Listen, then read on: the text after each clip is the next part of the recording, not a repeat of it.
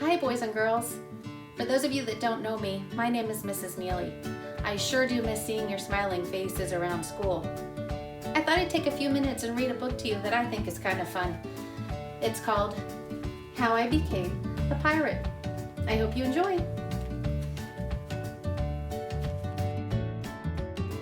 How I Became a Pirate.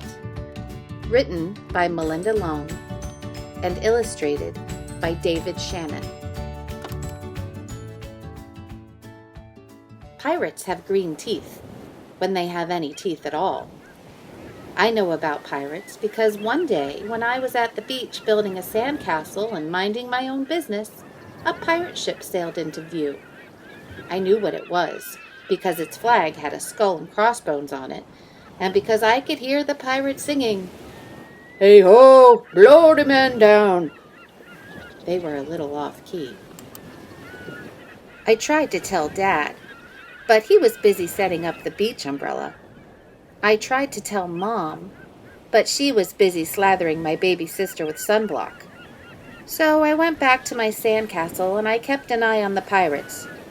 By then, they were rowing to shore. When they landed, the head pirate climbed out of the boat and yelled, "Ahoy there, matey!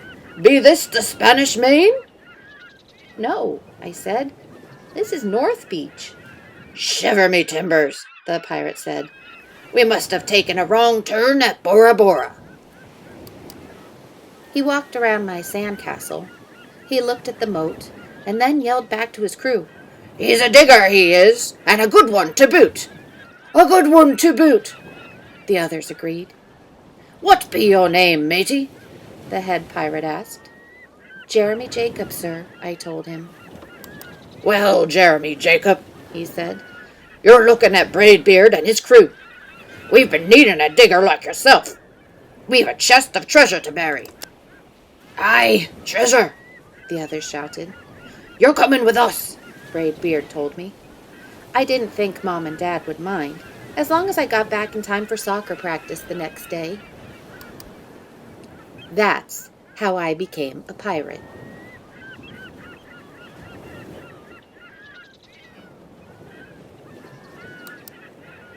As soon as we were on board, Braidbeard showed me the chest of gold and jewels. "Got to find a safe place for this here treasure. It's high time we were off," he announced. "We're off," we all shouted. And then we set sail. There was plenty to do on board. The pirates taught me to sing sea chanties. The louder the better. And to say real pirate stuff like landlubber and scurvy dog. By dinner time, I could speak pirate perfectly. I also learned pirate manners. Braidbeard pounded his fist on the table and yelled, "Down the hatch, me ladies! Down the hatch!" we all shouted.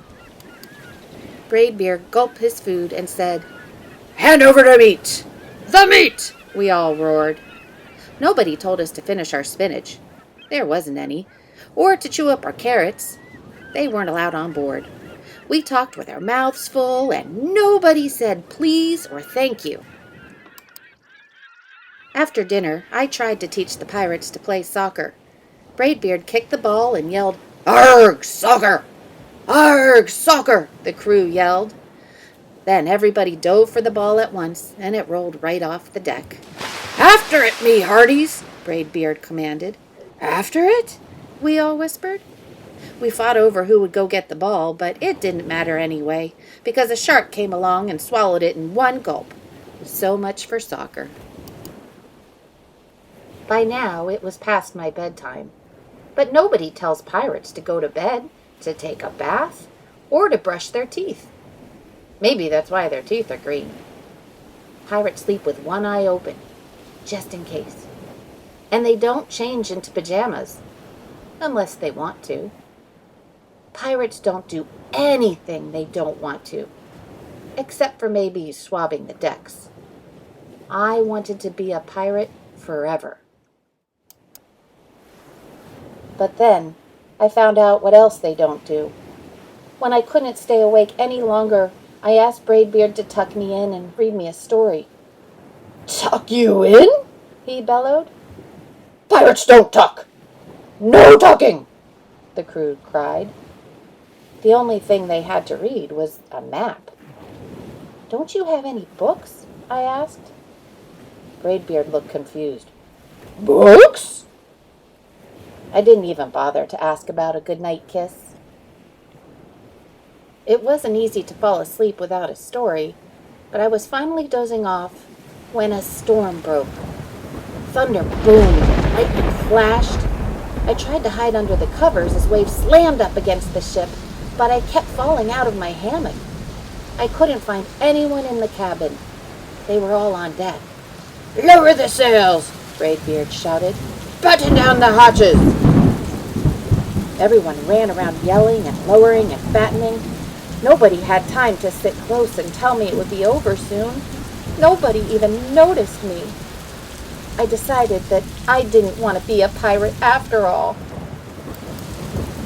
Just then, flash, crash, crack! Lightning hit the mast and split it right down the middle. What do we do now? Yelled one of the pirates. We'll have to turn back, called another. But the treasure, hollowed Braidbeard. Where will we bury the treasure? I stepped forward. Maybe I can help, I shouted over the wind. I think I know the perfect digging spot. When the storm was over, we rowed back to shore and buried the chest. We drew a map so we could find the treasure again, but I don't think I'll need it. After that, the pirates repaired the ship and got ready to set sail. Before they left, Braidbeard handed me a flag and said, You make a fine pirate, Jeremy Jacob. Guard that treasure well. We'll be back to get it soon enough. Soon enough, the crew repeated. And if you ever need us, Braidbeard added, just run the Jolly Roger up yonder pole. Up yonder pole, the others shouted. And maybe I will, but not today. I have soccer practice.